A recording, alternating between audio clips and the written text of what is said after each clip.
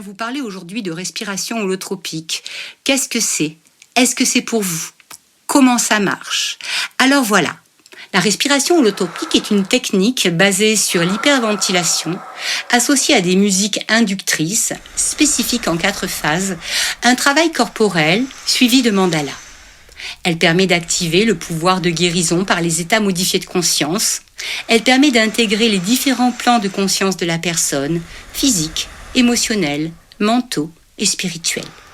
Cette méthode, développée par Stan Grof dans les années 60 jusqu'à 75, donne accès aux couches profondes de l'inconscient et permet de vivre ou de revivre des expériences très variées. Elle est un outil de la psychologie transpersonnelle.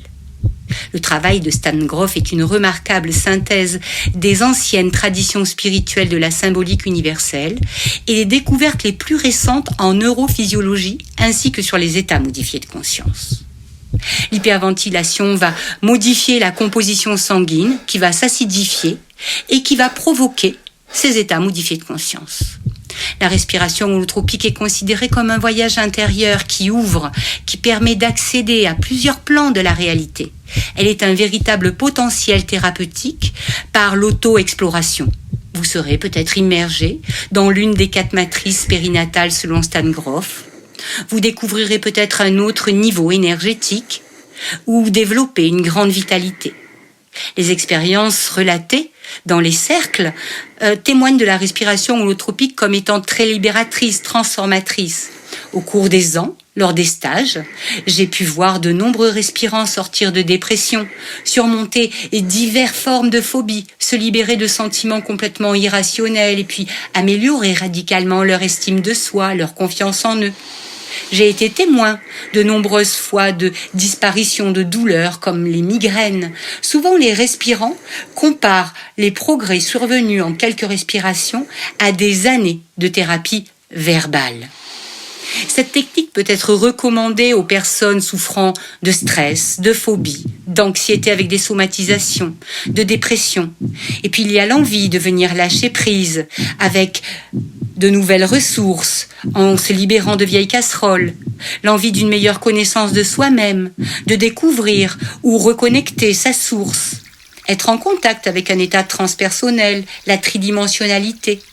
J'en profite au passage pour dire qu'il y a quelques petites contre-indications et qu'il est vraiment fortement déconseillé de respirer seul.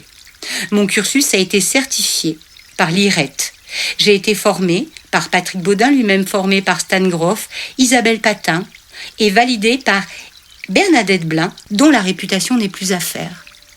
La respiration holotropique est avant tout une thérapie. Elle peut élargir l'exploration des souvenirs au-delà de l'enfance au cours de la période fœtale. Elle postule sur le fait que la souffrance viendrait de l'enfermement des potentiels, de la conscience, dans la structure limitée de l'ego. C'est pourquoi elle plonge dans les états modifiés de conscience qui, eux-mêmes, permettent d'ouvrir à une dimension plus vaste de la réalité. L'objectif est de se rencontrer, de voir cette partie infinie de nous-mêmes que nous ne connaissons pas, dans cet espace où l'ego est mis en sommeil.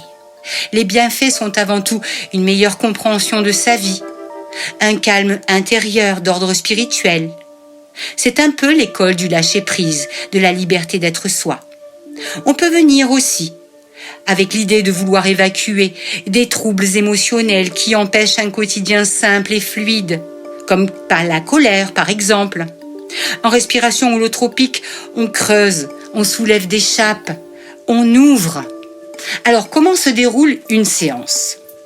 Je travaille tout d'abord avec Véronique Aliaga, que j'embrasse au passage.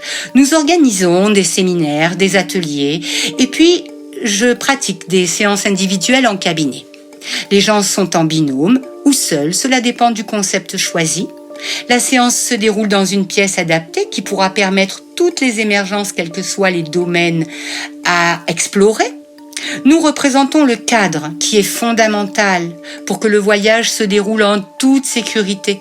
Avec une présence de très bonne qualité, nous offrons un contexte suffisamment vaste pour accompagner les respirants, quel que soit le domaine et la nature de leurs émergences. Le respirant est allongé sur un matelas, les yeux fermés, il se détend.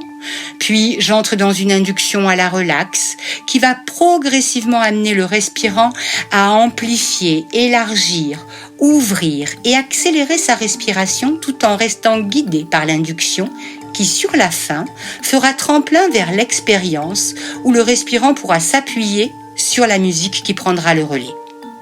L'hyperventilation entraîne généralement des sensations corporelles assez rapidement, à partir desquelles s'ouvrent des expériences qui sont très variées. La séance dure environ 3-4 heures, 1h30, 2 heures quand elle est en individuel. Et dans une même respire, il peut se vivre plusieurs types d'expériences. On peut respirer une fois pour venir lâcher de vieilles tensions en one shot, mais on peut rentrer dans un processus et venir respirer de nombreuses fois car toutes les respirations sont complémentaires les unes des autres. La technique demande d'accueillir ce qui émerge, images, sons, sensations, émotions, mouvements. D'une séance à l'autre, rien n'est prévisible.